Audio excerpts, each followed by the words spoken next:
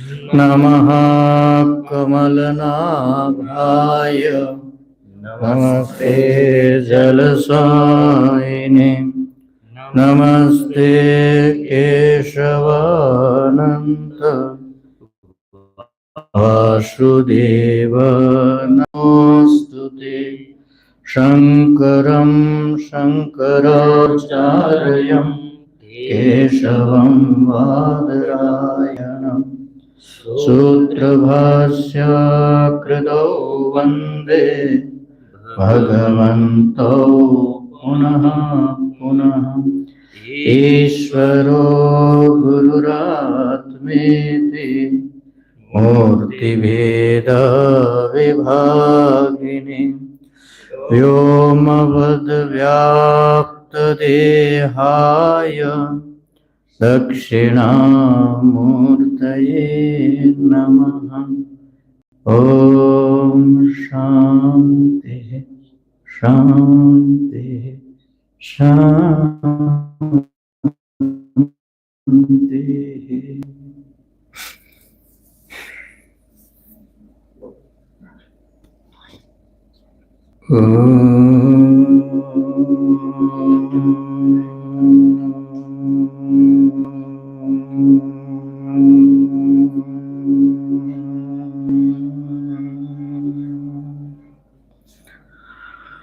भद्रं नो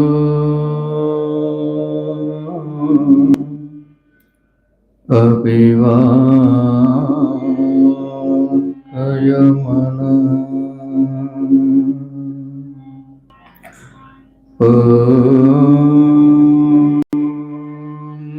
शान्ति शान्ति शान्ति।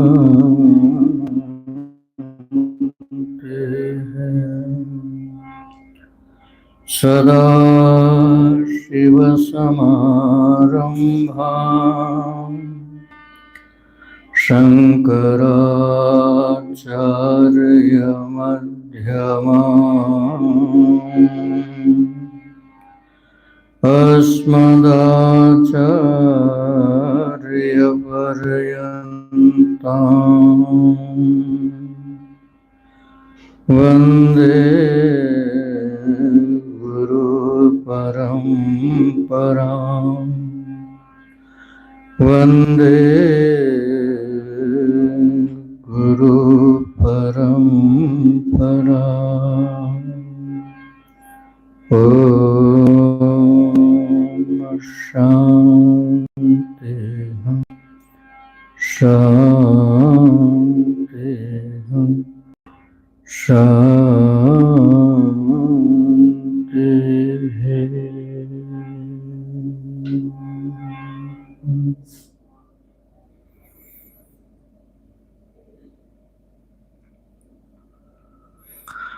ओम शिव शिव शिव शिव शिव शिव शिव।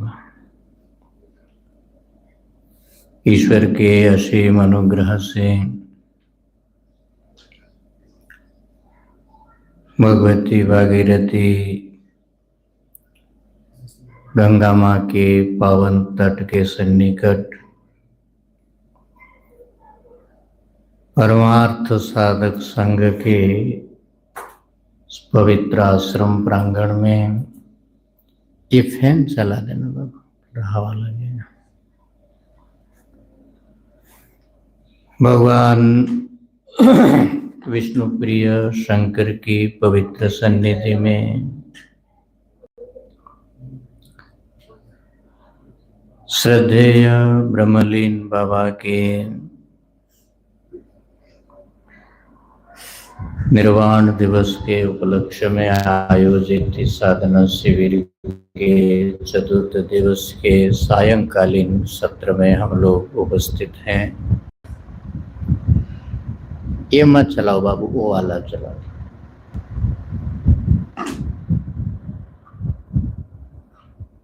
इस सत्र में हम लोग श्रीमद् भगवद गीता जी में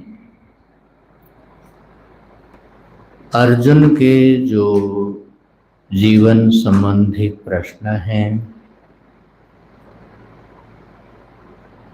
और विशेषतः अर्जुन का जो ये गूढ़ प्रश्न है कि ये जो जीवन को अनिवार्य रूप से जलाने वाला गहन शोक है, इस शोक की निवृत्ति कैसे होगी और तत्संबंधित आनुषंगिक और जो जीवन से और जीवन की समस्याओं से संबंधित जो प्रश्न हैं, उन प्रश्नों के उत्तर में भगवान ने जो जो निर्देश मानव आत्मा को दिए हैं कर्तव्य के रूप में, साधना के रूप में, उन सब का हम प्रश्नोत्तर के माध्यम से विश्लेषण कर रहे हैं। मूल जो दो प्रश्न हैं अर्जुन के भगवान के सामने, उनका विश्लेषण हम लोग कर रहे थे, जो लगभग पूर्णाहुति की ओर हैं। उसका एक बार सिंहावलोकन करते हुए हम लोग आगे जो तत्संबंधित अर्जुन के प्रश्न हैं उन प्रश्नों का और भगवान के जो उत्तर है उनका विचार करेंगे। अर्जुन का जो मुख्य प्रश्न है, ये जो जन्म जन्मांतर से जीवात्मा जिस शोकाग्नि से प्रतप्त हो रहा है,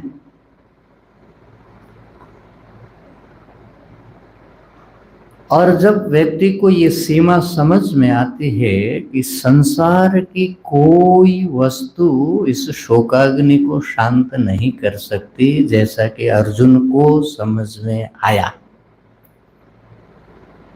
अवाप्य भूमा वसपत्न मृद्धम राज्यम सुराणाम अपि साधिपत्यम।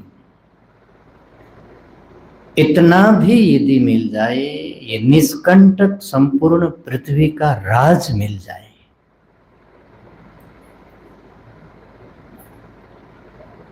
ये कोई बहुत छोटी उपलब्धि नहीं है। भौतिक उपलब्धि की दृष्टि से यदि देखा जाए तो पृथ्वी का निष्कंटक राज मिल जाना मानव आत्मा के सामर्थ्य को बहुत गुना बढ़ा देता है, मानव के भोग क्षमता को बहुत गुना बढ़ा देता है, उसके यश को बहुत बढ़ा देता है, उसके बहु प्रकार सामर्थ्य से व्यक्ति संपन्न हो जाता है यदि निष्कंटक इस पृथ्वी का राज किसको मिल जाए तो।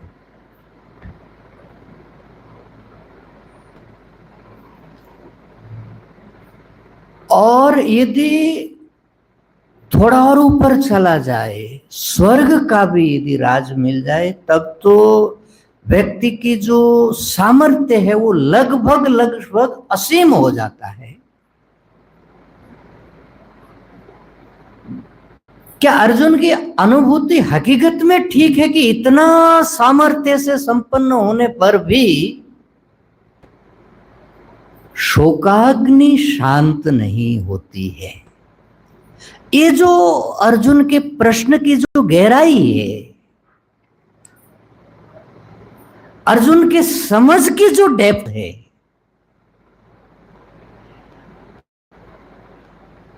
इसको यदि हम थोड़ा सा अनुभव कर पाए, शायद ये अर्जुन का प्रश्न हमारा प्रश्न बनेगा और फिर भगवान का उत्तर हमारी समस्या का समाधान प्रस्तुत करने वाला होगा। जब तक अर्जुन का ये जो मनोविश्लेषण है और अर्जुन की जो जीवन दृष्टि इस समय जहां पर अर्जुन खड़ा है और उसको जितने दूर तक दिखाई पड़ रहा है, हम लोगों को इतना दूर दिखाई भी नहीं पड़ रहा है, परंतु अर्जुन अपनी दृष्टि से इतने दूर तक देख करके बता रहा है कि स्वर्ग का साम्राज्य भी यदि प्राप्त हो जाए तो शोकाग्नि शांत होने वाली नहीं है। एक कवि ने बहुत सुंदर ढंग से इस बात को रखा, शास्त्रों में जगह जगह रखा, संस्कृत साहित्य में और अध्यात्म शास्त्रों में ये बात सर्वत्र भरी हुई है। परंतु उन्होंने शोकाग्नि के जो संताप है ये कैसे बढ़ता है, उन्होंने एक साहित्यिक भाषा में उसको रखा। जो 10 20 50 होय तब शत हजारन लाख मगेगी, कोटि अरब खरब असंख्य धरापति होने की चाह जगेगी, स्वर्ग पताल को राज मिले पुनि, तृष्णा अदिते यदि आग लगेगी, सुंदर एक संतोष बिना सट तेरी तो भूख कबू ना भगेगी। ब्रज भाषा में है उस कवि का उद्गार। कहा कि ये जो बाह्य उपलब्धियां हैं और ये जो भौतिक उपलब्धियां हैं, ये भौतिक उपलब्धि कभी भी व्यक्ति को परिपूर्ण नहीं कर सकती, और ये जो अधूरापन है, इस अधूरापन से ही शोकाग्नि का जन्म होता है। तो भौतिक पदार्थों में जब ये सामर्थ्य नहीं है कि व्यक्ति को परिपूर्ण कर दे, तब भौतिक उपलब्धि शोकाग्नि को कैसे शांत करेगी, बढ़ा सकती। घी में यह सामर्थ्य नहीं है कि अग्नि को शांत कर दे, पेट्रोल में यह सामर्थ्य नहीं है कि वो अग्नि को शांत कर दे, बढ़ा सकता है।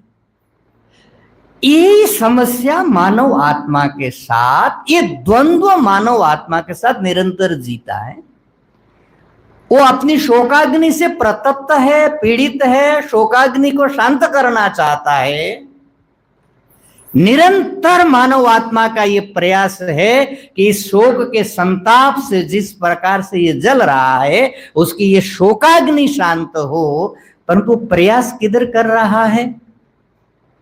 बाह्य पदार्थों की उपस्थिति से, उनकी उपलब्धि से अपने शोकाग्नि को शांत करना चाहता है, जो कभी होने वाली नहीं है, कभी होने वाली नहीं, बल्कि बढ़ेगी। जब 10 होगा, डिमांड 20 की आएगी, 20 होंगे 50 की डिमांड जगेगी, 50 होंगे 100 की जगेगी, फिर 1000 चाहिए, फिर लाख चाहिए, फिर करोड़ चाहिए, फिर अरब चाहिए, फिर खरब चाहिए, फिर तो कि धरापति हो जाए, और धरापति भी यदि हो जाए तो स्वर्ग पताल को राज, उतना भी यदि मिल जाए तो भी सुंदरदास जी कहते हैं तृष्णा अदिते यदि आग लगेगी।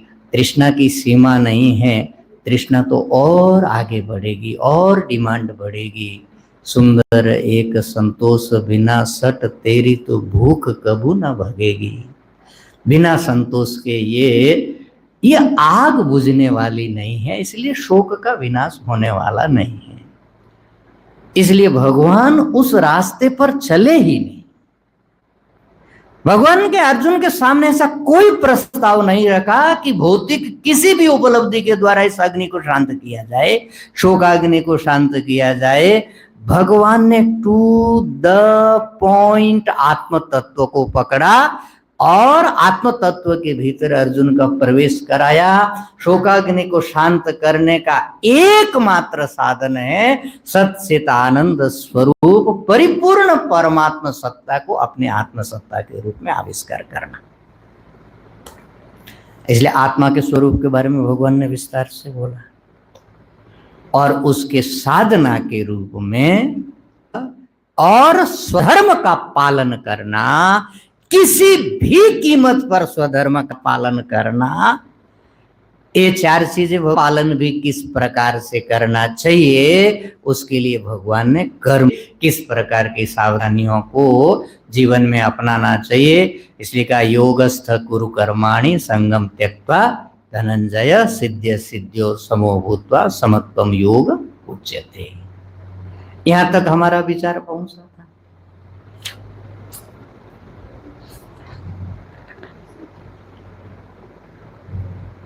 ये जो साधना है, कर्म की साधना, इसकी अपनी एक सीमा है। क्योंकि भगवान ने पहले इसकी बहुत महिमा बताई। नया भी कर्मणा सोस्ति प्रत्यवायो न विद्यते स्वल्पमप्यस्य धर्मस्य त्रायते महतो भयात्। बल्कि यह बताया कि ऐसा ते भी हिता सांख्ये बुद्धि योगे तो इमाम शृणु बुद्धिया युक्तो यया पार्थ कर्म बंधम प्रहास्यसि। तुम जिस बुद्धि को प्राप्त करके, जिस ज्ञान को प्राप्त करके, जिस अनुभूति को प्राप्त करके कर्म बंधन को तोड़ पाओगे, ऐसी बुद्धि अर्थात ऐसा ज्ञान मैं तुमको अब दे रहा हूं। परंतु भगवान बहुत सावधान है। भगवान को ये पता है कि कर्म से ये काम होने वाला नहीं है। कौन सा काम? आत्म तत्व की उपलब्धि का काम कर्म से होने वाला नहीं है। ये श्रौत सिद्धांत है। परीक्ष्य लोकान कर्मचितान ब्राह्मणो निर्वेद मायात नास्ति अकृतः कृतेन तद विज्ञानार्थम स गुरुमेवाभिगच्छेत् समित पाणि श्रोत्रियम ब्रह्मनिष्ठम। जब साधक के सामने ये कर्ममय जगत उपस्थित होता है, वो निरंतर प्रयास करता है कि कर्ममय साधना से अपने अभिष्ट की सिद्धि कर दे, शोकाग्नि को शांत कर दे, परिपूर्ण हो जाए, तृप्त हो जाए, भर जाए। तो श्रुति कहती है नास्ति अकृतः कृतेन। तो माने परिपूर्ण परमात्मा, नास्ति माने उसकी उपलब्धि या उसकी प्राप्ति, नास्ति केन कृतेन अर्थात कर्मणा, कर्म के द्वारा उस परमात्मा को प्राप्त नहीं किया जा सकता। तो भगवान ने कैसे कह दिया? कर्म बंधन प्रहास्यसि। मैं तुमको ऐसा ज्ञान बता रहा हूं, ऐसी बुद्धि बता रहा हूं जिससे तुम कर्म बंधन का प्रहाण कर पाओगे, जिससे तुम्हारा कर्म बंधन खुल जाएगा। तो भगवान ने जो बताया, भगवान का भाव ये है कि जब तुम निष्काम भाव से ईश्वरार्पण करते हुए फलाशक्ति का वर्जन करके स्वधर्मारूप कर्म योग का तुम पालन करोगे, तो तुम्हारी अंतःकरण की, तुम्हारे मन की, तुम्हारे चित्त की, तुम्हारे बुद्धि की संपूर्णतया शुद्धि हो जाएगी। शुद्धि हो जाएगा मतलब क्या है? हमारे चित्त की अशुद्धियां क्या है? हमारे चित्त की सबसे बड़ी जो अशुद्धि है वो है भोग वासना, और ये है मद, कामादि, काम, क्रोध, लोभ, मोह। ये एक बड़ी अशुद्धि है। दूसरी अशुद्धि है विक्षेप, चित्त की संचलता, निरंतर ये कर लूं, वो कर लूं, अरे उसने ऐसा कर लिया, वो उतना आगे बढ़ गया, मैं उधर चला जाऊं, उससे आगे निकल जाऊं। बहुशाखा अनंतास्त्र भगवान ने गीता जी ने बताया। ये भी चित्त की अशुद्धि है, और स्वरूप का आवरण जो पड़ा है, आवरण ये चित्त की अशुद्धि ही है। तो निष्काम भाव से कर्म जब करेंगे तो कर्म हमारे चित्त की शुद्धि को करेगा। चित्त जब शुद्ध हो जाएगा तब हम जिस ज्ञान की बात भगवान पहले करके आए, जिस आत्मज्ञान की बात, उस आत्मज्ञान को उपलब्ध करने की जो अंतरंग साधना है, श्रवण मनन निधिध्यासन, उसको करने के लिए समर्थ हो जाएंगे। इसलिए भगवान कर्म की प्रशंसा करने के बाद, थोड़े और कदम आगे चलने के बाद, कर्म की जो सीमा है उसको भी देखा रहे हैं। दूरेण ह्यवरम कर्म बुद्धि योगा धनंजय बुद्धो शरणमन्विच्छ कृपणा फल हेतवः।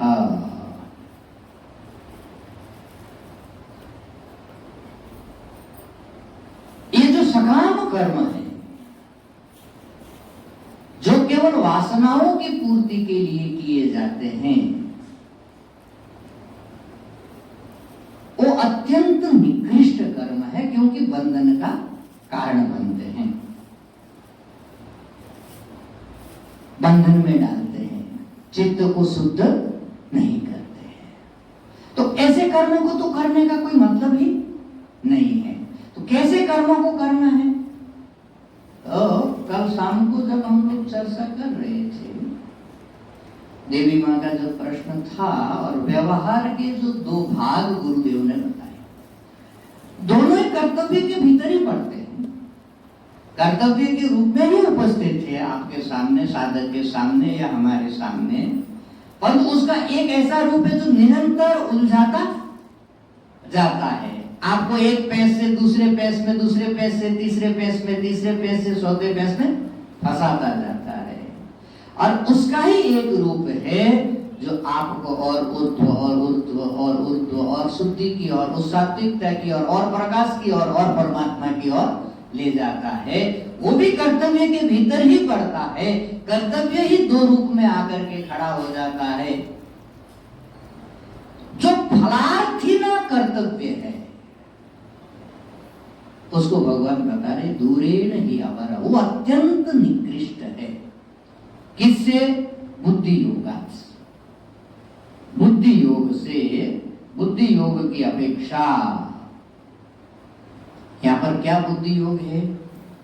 समत्व में स्थित होकर के योगस्थः कुरु कर्माणि संगम त्यक्त्वा धनंजय सिद्ध्य सिद्ध्यो समो भूत्वा।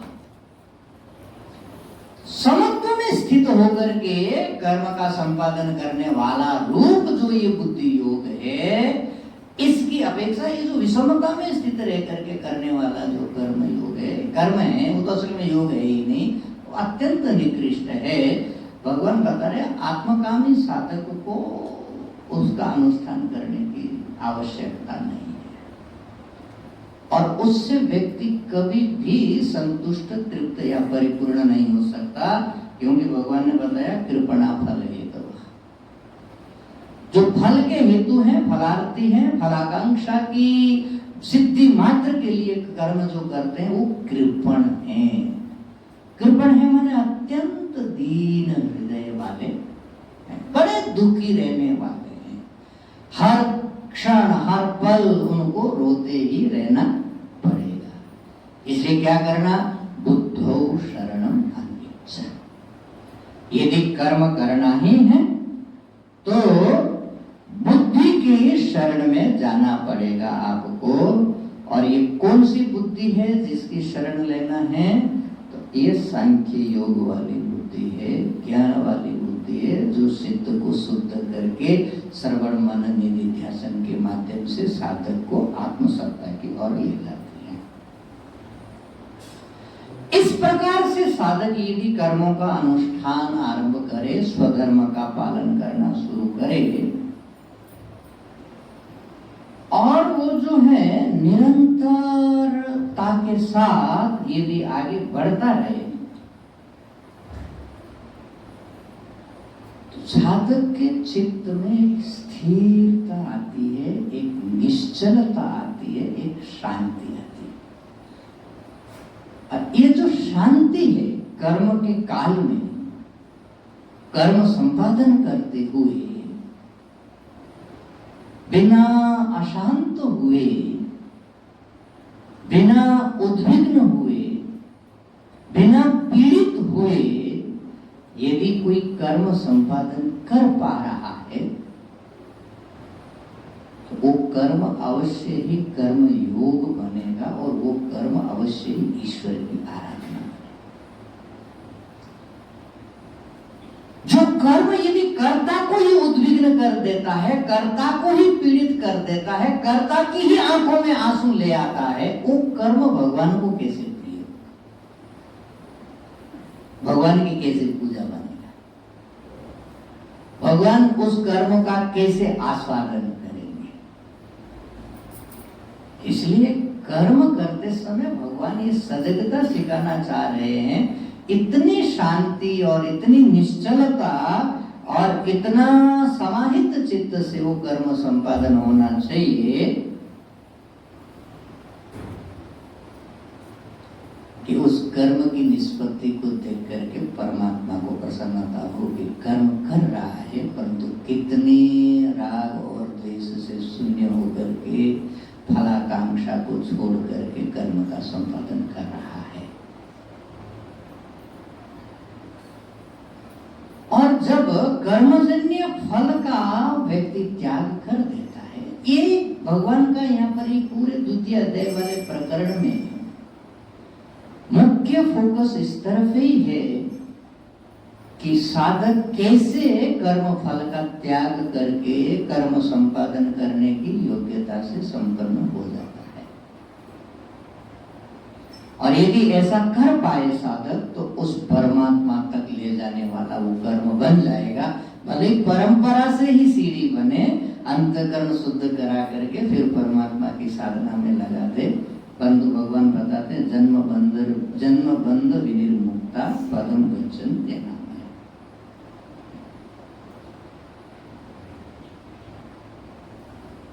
ऐसी कर्म साधना यदि कोई कर पाए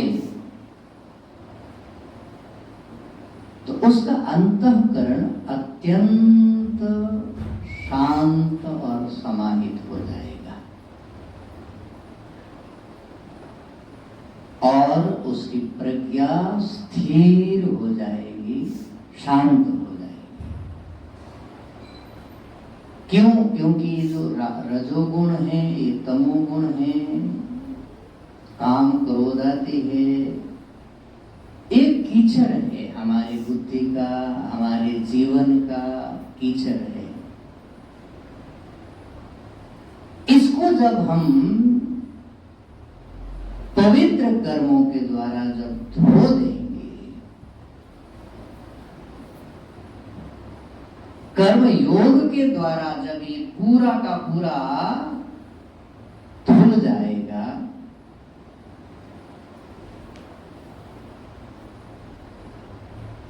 तब हमने जो सत्संग सुना है, जो शास्त्र की बात सुनी है, जो ज्ञान की बात सुनी है, वो हमारे चित्त में अंकुरित होने लगी। नहीं तो अभी तो स्थिति ऐसी है कि सुबह सुन के जाते हैं, शाम को भूल जाते हैं, शाम को सुन के जाते हैं, फिर सुबह वैसे के वैसे हो जाते हैं। तो वो अंकुरित नहीं होता है हमारे चित्त में, हमारे जीवन में, हमारे मन में अंकुरित नहीं होता है। अंकुरित नहीं होता है, इसलिए फल प्रसव करने वाला भी नहीं होता है, उसका फल भी नहीं। इसलिए भगवान यहाँ पर अत्यंत आग्रह के साथ साधक के चिंतन में इस बात को सुस्थिर करना चाहते हैं कि यदि शांति पाना है,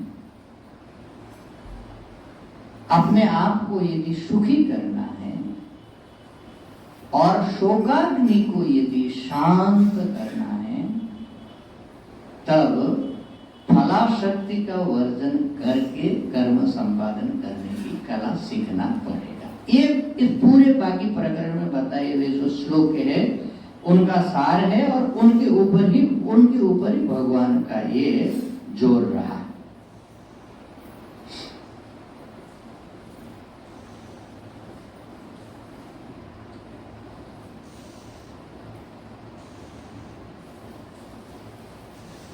इस प्रकार से कोई यदि कर्म संपादन करने की कला सीख जाए तो भगवान ने जो दो प्रश्नों के समाधान के रूप में जो दो पद्धति बताई, ज्ञान योग और कर्म योग, ये दोनों पद्धतियां अपने आप में सफल हो जाती हैं। और किसी के जीवन में यदि दोनों पद्धतियां सफल हो गई, जिसने कर्म योग का ठीक से अनुष्ठान कर लिया, उससे उसका चित्त शुद्ध हो गया और सांख्य योग से, सांख्य योग की साधना से सच्चिदानंद स्वरूप नित्य आत्मा को यदि प्राप्त कर लिया तो वो कृतकृत्य हो गया, परिपूर्ण हो गया। उसके चित्त में, उसके मानस में, उसकी बुद्धि में कोई विक्षेप नहीं रहता है। वो स्थित प्रज्ञ हो जाता है, उसकी प्रज्ञा स्थित हो जाती है। अर्जुन के मन में ये प्रश्न आया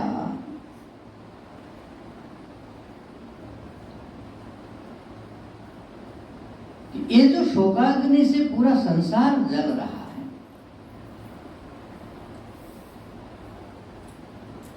क्या ऐसा भी कोई व्यक्ति उपलब्ध हो सकता है जिसकी शोकाग्नि सर्वदा शांत हो गई हो?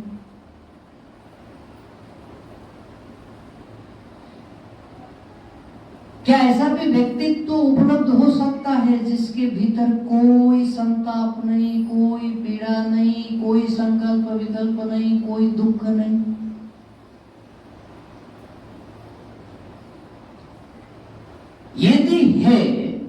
यदि ऐसा कोई व्यक्ति हो सकता है तो उसके विषय में अर्जुन के दो प्रश्न हैं। एक तो लोग उस व्यक्ति को कैसे समझते हैं, उस व्यक्ति की परिभाषा क्या है,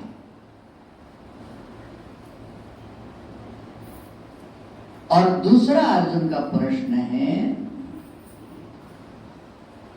ऐसा जो स्थितप्रज्ञ महापुरुष है उसका आचरण कैसा होता है, वो उठता बैठता कैसे हैं, बोलता चालता कैसे हैं, व्यवहार कैसे करता है। अर्जुन ये समझने की कोशिश कर रहा है कि जिस शोकाग्नि से मैं जल रहा हूं, त्रैलोक्य में ऐसा कोई साधन मुझे दिखाई नहीं पड़ रहा जिससे मेरी ये शोकाग्नि शांत हो जाए, परंतु भगवान ने कहा कि आत्मज्ञान उसका साधन है। आत्मज्ञान से, आत्मज्ञान की उपलब्धि से ये शोकाग्नि शांत होती है।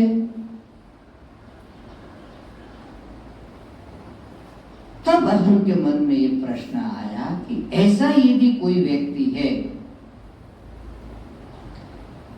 जिसने ऐसी स्थिति प्राप्त कर ली है, तो स्थितप्रज्ञस्य का भाषा समाधिस्थस्य केशव स्थितधि किम प्रभासेत किमासीत प्रजेत किम। हे केशव,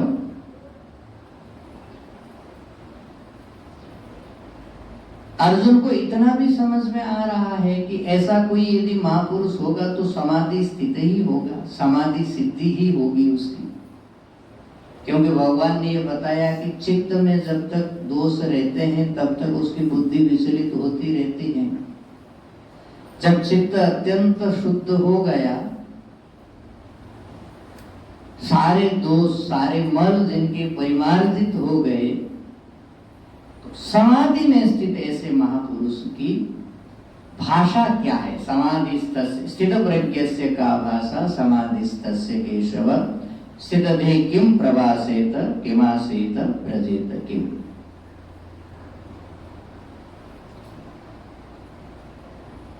यहां पर ऐसे तो मूलतः ये चार प्रश्न हैं अर्जुन के। स्थितप्रज्ञस्य का भाषा, समाधिस्थस्य तो स्थितप्रज्ञस्य का ही विशेषण है। समाधिस्थस्य स्थितप्रज्ञस्य, समाधिस्थ माने जिसका चित्त अत्यंत समाहित हो गया है, शांत हो गया है, जिसके सारे संकल्प विकल्प मिट गए हैं, जिसकी सारी कामनाएं, जिसकी सारी वासनाएं शांत हो गई हैं, जिसकी प्रज्ञा अत्यंत स्थिर हो गई है, ऐसा जो स्थित प्रज्ञ है उसकी भाषा क्या है? भाषा शब्द से हम लोगों को ये समझ में आता है कि शायद वो कौन सी भाषा बोलता है, ऐसा प्रश्न है, पर तो ऐसा नहीं है। इसके सामने परि शब्द और जोड़ दीजिए। भाषा माने परिभाषा, तो उसकी परिभाषा क्या है ये अर्जुन समझना चाहता है। उसका लक्षण क्या है, किस लक्षण से उसको समझाया जाना चाहता है, या जब कोई अन्य व्यक्ति उनके बारे में बोलना चाहे कि स्थित प्रज्ञ है, तो किस लक्षणों से उस स्थित प्रज्ञ की बात बताई जाती है या बोली जाती है। तो भाषा क्या है माने उसका लक्षण क्या है, उसकी परिभाषा क्या है, ये अर्जुन का पहला प्रश्न। और दूसरा प्रश्न है स्थित देहि किम प्रभाषेत। ये तो उनके बारे में दूसरे लोगों को जब कोई चर्चा करनी हो तो किन लक्षणों से वो उनकी चर्चा करते, किन किन गुणों का आश्रय लेकर के उनके बारे में कुछ भी बताना हो तो बताते। दूसरा अर्जुन का प्रश्न है किम प्रभाषेत। किम प्रभाषेत माने क्या बोलते हैं वो।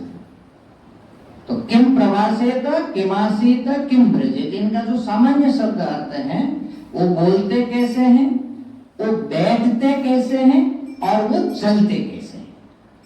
परंतु केवल इतना प्रश्न नहीं है, अर्जुन के प्रश्न का भाव क्या है, वो बोलते कैसे है का मतलब है जब उनकी कोई निंदा कर रहा है या उनकी कोई स्तुति कर रहा है, प्रशंसा कर रहा है, तो जो अज्ञानी पुरुष होगा वो अपने ढंग से उसको रिप्लाई करेगा।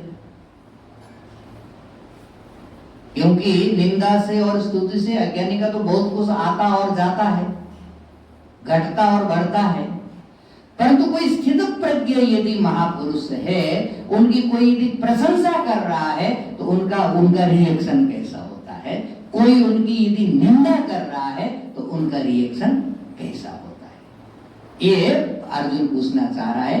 किम प्रभाषेत, क्या वो भी उनको गाली के बदले गाली देते हैं या उनको वो प्रतिवाद करते हैं या अपने चेलों को उनको मारने पीटने के लिए लगाते हैं, आखिर करते क्या है। यदि उनकी निंदा हो तो वो क्या करते हैं, या उनकी प्रशंसा हो तो वो क्या करते माने उनके भीतर कैसा रिएक्शन होता है। माने अर्जुन एक प्रकार से अत्यंत गहराई से ब्रह्म ज्ञानी के दिल में झांकना चाह रहे हैं कि ब्रह्म ज्ञानी के दिल में चलता क्या है, ब्रह्म ज्ञानी के दिल में क्या घटित होता है इस संसार की व्यवहार से, संसार की प्रतिक्रियाओं से। जब उनको सुख आता है, दुख आता है, तो अपने सुख दुख को कैसे प्रकट करते हैं। किम प्रभाषेत, हमारे पास सुख आ जाए तो जब तक हम दूसरों को बताएं ना तब तक हमारा पेट फूल जाता है, पेट फटने लगता है, जा करके बताएं। और बताने के बड़े गजब गजब तरीके होते हैं हम लोगों के। भले हमारा थोड़ा नुकसान भी हो जाए उसको बताने में, परंतु जब तक हम बता ना दे तब तक हमको शांति नहीं मिलती है, नहीं मिलती है। मैंने सुना कि गांव में किसी माँ ने बड़ा परिश्रम करके थोड़ा थोड़ा थोड़ा थोड़ा धन संग्रह करते करते एक कंगन बनाया सोने का। माताओं को कहना प्रिय होता है, बहुत प्राकृतिक चीज है, बहुत स्वाभाविक है। भगवान ने उनको बनाया ही इसी ढंग का है शायद। जब वो कंगन लेकर के आई घर में तो पहन करके पूरे गांव में घूम करके आई, किसी का ध्यान नहीं गया, किसी ने देखा नहीं, किसी ने प्रशंसा नहीं किया, किसी ने बताया नहीं तुम्हारा कंगन बहुत बढ़िया, अरे कहाँ से तुम लाई। जब कभी कभी लोग विश्वास भी नहीं करते, पता नहीं असली सोने का है कि भी नहीं है, क्या बात है। तो किसी ने ध्यान ही नहीं दिया, तो वो देखे क्या करे कैसे करे, किसी ने पूछा ही नहीं। तो ये जो गाय भैंस को खिलाने के लिए भूसा होता है, उसको पहले पुराने जमाने में इकट्ठा करके रखते थे, घर के पास इकट्ठा किया होता। संध्या के समय उसने उस भूसे में आग लगाया, भूसा जलने लगा तो गांव वाले बाल्टी लेकर के दौड़े, कोई पानी लेकर के दौड़ा, कोई मिट्टी लेकर के दौड़ा, मिट्टी डाला तो हाथ कंगन और आगे करके इधर डालो, इधर मिट्टी डालो, इधर पानी डालो। तब तो कोई पास में खड़ा था, उसके हाथ में कंगन बज रहा, बोले अरे तुम्हारे हाथ में सोने का कंगन। बोले तो पहले ही बताते, कम से कम हमारा इतना घास नहीं जलाना पड़ता, तुम अभी बोल रहे हो कि तुम्हारे हाथ में ये कंगन। सुना है कि एक व्यक्ति को ससुराल गया तो ससुराल में सोने की बीटी मिली, अंगूठी। एक दिन पहन करके सुबह सुबह एक मिठाई वाला होता है ना, उसकी दुकान पे गए। असल में मिठाई खरीदना नहीं, उसको दिखाना है अपनी अंगूठी। तो अंगुली सामने करके जो लड्डू बड़े वो बता रहा है कितना, इसका कितना। बोले 250 रुपये किलो। ऐसा 250 रुपया किलो? फिर बाद में जो बेसन के लड्डू पड़ते, इसका कितना, इसका कितना? बोले इनका 200 रुपया किलो। आगे जो रसगुल्ला पड़े बोले उसका कितना? तो जो हलवाई बैठा था वो समझ गया कि उसकी समस्या वो अंगूठी है। उसने सोने का बाजूबंद पहन के रखा था, परंतु कपड़े से ढका था। उसने अपना कपड़ा हटा कर बोले इसका 500। उसने देखा सोने का बाजूबंद। तो हम लोगों का क्या होता है, जब तक कुछ उपलब्ध कर दे हम और किसी के सामने उसको एक्सप्लेन ना करे, उसको बताए ना, जब तक न प्रकाशित, जब तक एम्प्लीफाई न कर दे उस चीज को, तब तक शांति मिलती। तो ब्रह्म ज्ञान करता क्या है? किम प्रभाषित। दुख हो जाए तो रो रो करके सिर आसमान में उठा देते हैं। कोई दुख आ जाए प्रारब्ध के कारण या कोई विपरीत परिस्थिति यदि ब्रह्मज्ञानी के जीवन में पैदा हो जाए तो ब्रह्मज्ञानी क्या भुगता है, अपने दुख को कैसे अभिव्यक्त करता है, इन सब चीजों को ब्रह्मज्ञानी कैसा रिएक्शन करता है, ध्यान में रख करके अर्जुन का दूसरा प्रश्न है किम प्रभाषित। किम आसीत। आसीत माने बैठता कैसे है। बैठता कैसे है का मतलब है कि जब उसको भोग प्राप्त होता है इंद्रियों का, इंद्रियों के अनुकूल जब पदार्थ आते हैं उनके पास, तब भोगों के प्रति उसके इंद्रियों की गति कैसी होती है। हम लोगों को जैसे लार टपकने लगती है, क्या उनको भी लार टपकती है कि नहीं टपकती है? तो भोग के मामले में ब्रह्मज्ञानी का व्यवहार कैसा होता है, उस समय क्या उनका चित्त स्थिर रहता है या उनके चित्त में कोई संचलता होती है या उनकी वृत्तियों में बहिर्मुखता आती है, कैसा होता है। किमासीत। या कोई भी उपलब्धि उनको होती है, तब उनके चित्त की अवस्था कैसी होती है। वो संसार के बीच, ये जो परिवर्तनशील संसार है, निरंतर जो परिवर्तन हो रहे हैं और संसार का प्रत्येक परिवर्तन अज्ञानी व्यक्ति के हृदय में गहरा प्रभाव डालता है। वो अनुकूल आए तो प्रफुल्लित हो जाता है, प्रतिकूल आए तो मुरझा जाता है। ब्रह्मज्ञानी के दिल में क्या गुजरती है उस समय। किमासीत। क्या वो स्थिर रहते हैं, शांत रहते हैं, एक जैसे रहते हैं, या फिर वो भी प्रवाहित होने लगते हैं, ये अर्जुन जानना चाहता है। इसलिए अर्जुन का ये तीसरा प्रश्न है किमासीत। कैसे बैठते हैं, माने विपरीत परिस्थितियों में, परिवर्तनशील संसार में उनका रहना कैसा होता है, उनकी जीवनचर्या कैसी होती है। किम ब्रजेत। किम ब्रजेत माने ये जो इंद्रियां हैं अपने अपने भोगों की तरफ निरंतर प्रवाहित होती। आंख रूप देखना चाहती है, रूप देखने के लिए जाती है। हम लोगों की तो केवल आंख नहीं जाती, आंख के साथ साथ हम भी जाते हैं। कान शब्द सुनने जाता है, तो हम लोगों का केवल कान नहीं जाता है, कान के साथ साथ में हम भी लंबे हो जाते हैं। हमारा जैसा कान लंबा होता है, उधर कोई दीवार के पीछे से शब्द आ रहा है तो हमारा कान जाएगा था, तो साथ साथ में हम भी जाते हैं। तो हम क्या करते हैं, निरंतर इंद्रियों के साथ में गति करते हैं। ब्रजेत, हमारा गमन होता रहता ना इंद्रियों के साथ में। ब्रह्मज्ञानी कैसे करते हैं, किम ब्रजेत, उनकी गति कैसी होती है, इंद्रियों के साथ वो कैसे जाते हैं। ये चार असल में उन्होंने पूरे प्रश्न पूछे, परंतु उनका मुख्य प्रश्न एक ही है। इन चार प्रश्नों से चीज एक ही निकल करके आती है, ब्रह्मज्ञानी या स्थित प्रज्ञ महापुरुष होते कैसे हैं। तो पहला प्रश्न है स्थित प्रज्ञस्य का भाषा, माने उनकी परिभाषा क्या है।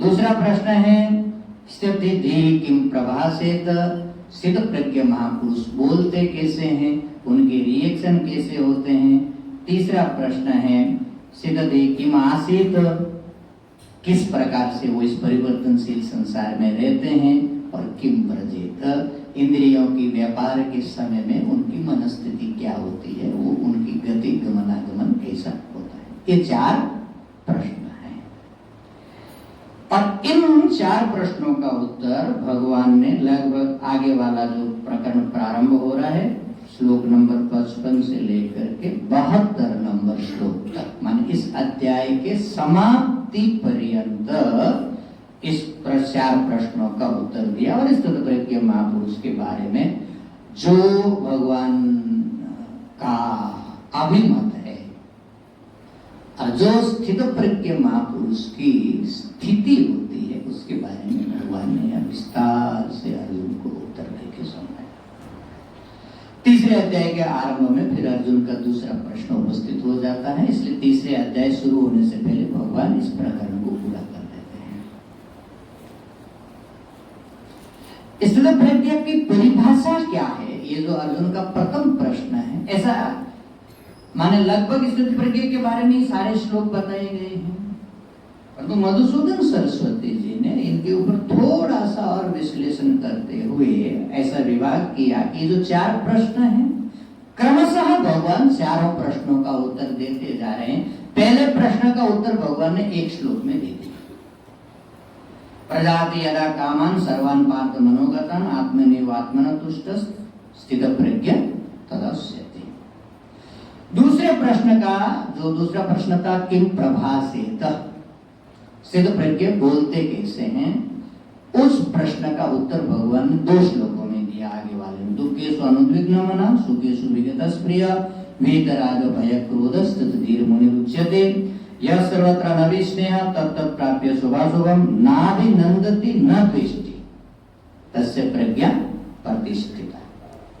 ये दूसरे प्रश्न का उत्तर है 2 श्लोकों के माध्यम से। तीसरे प्रश्न के उत्तर में भगवान ने 6 श्लोक लगाए। हाँ, श्लोक नंबर 58 से श्लोक नंबर 63 तक 6 श्लोकों में तृतीय प्रश्न का उत्तर है किमासीत। उनका निरंतर आसपास में होने वाले बदलावों के साथ महापुरुष की अवस्थान या महापुरुष की अवस्थिति कैसी होती है। और जो चतुर्थ प्रश्न है किम व्रजेत, इसका उत्तर फिर भगवान ने यहाँ से 64 से राग द्वेष वियुक्तेस्तु शुरू करके 71 तक दिया। 72 में फिर इस पूरे अध्याय को, इस पूरे प्रकरण को समाप्त करते हुए उसका कंक्लूजन भगवान ने दिया।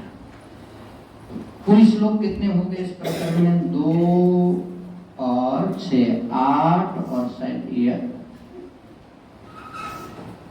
2 4 6 8 10 18 20 श्लोक है पूरे इस प्रकरण के। स्थित प्रज्ञ प्रकरण बोलते ही इसको। इसके ऊपर महापुरुषों ने स्वतंत्र ढंग से विचार किया। क्यों इसका विचार इतना करना आवश्यक है, उसके बारे में भगवान भाष्यकार ने जो एक बात बताई, उस बात को बताते हुए एक प्रकरण में आज यह पूरा करता हूँ। कल हम इन प्रश्नों के उत्तर का क्रमशः विश्लेषण एक बार करते हुए आगे बढ़ेंगे, ताकि भगवान ने जो उत्तर दिए हैं अर्जुन के प्रश्न के साथ मिल करके, तो हमारे दिमाग में एक फ्रेम या एक पिक्चर क्लियर होनी चाहिए कि ब्रह्मविद महापुरुष का व्यक्तित्व कैसा होता है। और ऐसा करना हमारे लिए बड़ा उपयोगी हो जाएगा। क्यों ऐसा उपयोगी हो जाएगा, इसके बारे में भगवान ने यहाँ पर कहा। भगवान भाष्यकार ने इस श्लोक के भाष्य में ध्यान दिया कि स्थित प्रज्ञ के महापुरुष के लक्षणों को सुनने से हमारे लिए क्या फायदा, हमको कुछ लाभ मिलेगा कि नहीं मिलेगा। अर्जुन अचानक क्यों सुनना चाहता है, सुन लेने से अर्जुन को क्या लाभ मिलेगा। तो भगवान भाष्यकार कहते हैं सर्वत्र एवं ही अध्यात्म शास्त्र, केवल गीता जी की बात नहीं है, अध्यात्म शास्त्र में आपको सर्वत्र ज्ञानी महापुरुषों के लक्षण के बारे में कथन मिलेगा। उसका एक विशेष अभिप्राय होता है और उस विशेष अभिप्राय को ध्यान में रख करके शास्त्र श्रुति या गुरुजन महापुरुषों के स्वरूप का या महापुरुषों के गुणों का कथन करते हैं। क्यों करते हैं? सर्वत्र ही अध्यात्म शास्त्रे कृतार्थ लक्षणानि यानी, कृतार्थ बोलते हैं जिन्होंने अपना जीवन का प्रयोजन परम प्राप्तव्य प्राप्त कर लिया।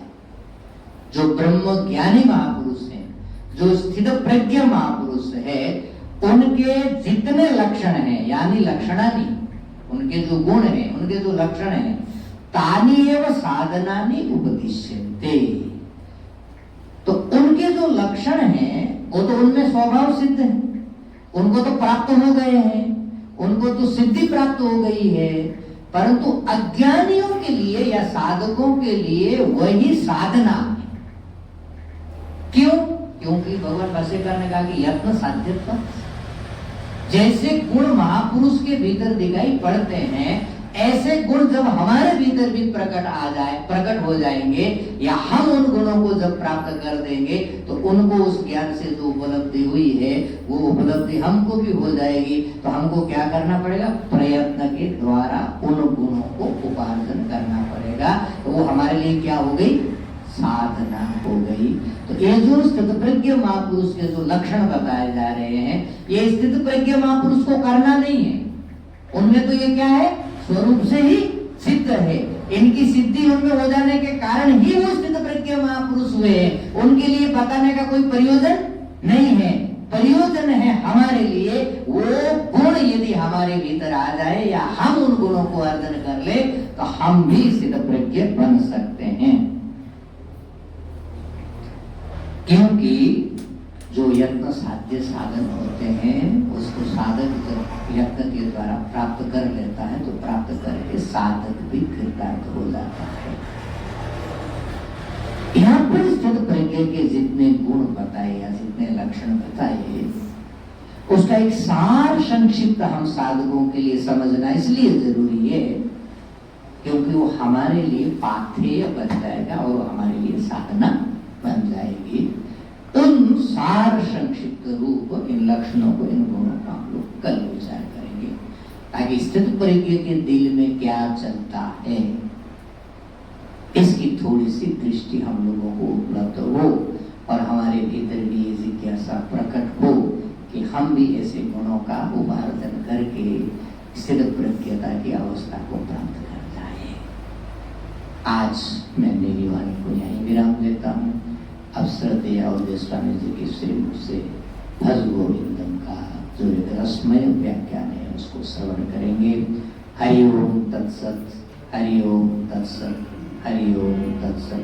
ओम पूर्णमदः पूर्णमिदं पूर्णात् पूर्णमुदच्यते पूर्णस्य पूर्णमादाय पूर्णमेवावशिष्यते। ओम शांति शांति शांति।